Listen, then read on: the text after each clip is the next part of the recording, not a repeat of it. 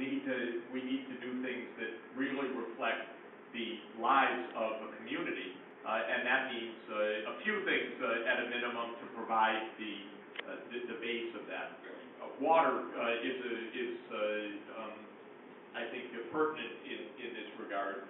Of course, water is life is not only recognized in every culture and society, but we know biologically it's true within a space of 2 or 3 days for each of us. So safe drinking water absolutely is vital, but as you are probably aware, about 70% of the water use of humanity is for agriculture. And when water fails for the crops, that's also devastating. It's not like dying of thirst, but it is ultimately dying of disease or acute undernutrition in some horrible famines.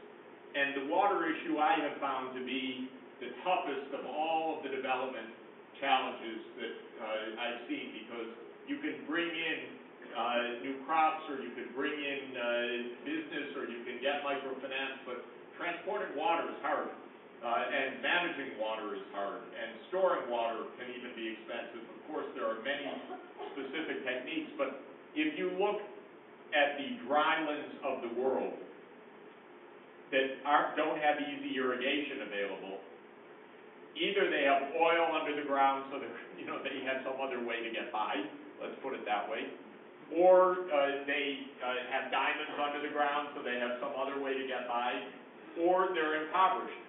And so a lot of the poorest places in the world are places like Niger and Chad and Mali and Ethiopia and northern Kenya, northern Uganda, Somalia, Yemen, Afghanistan, and so forth.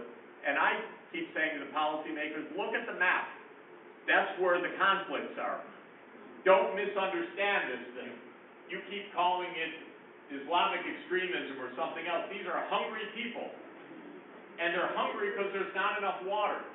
And their crops are dying, and their livestock are dying, and the climate is becoming even drier. And it's hard to get the politicians to understand this, by the way. So we end up with drone missiles rather than bore wells, which is crazy, because a drone missile is going to solve no problem in this world, and a bore well just might.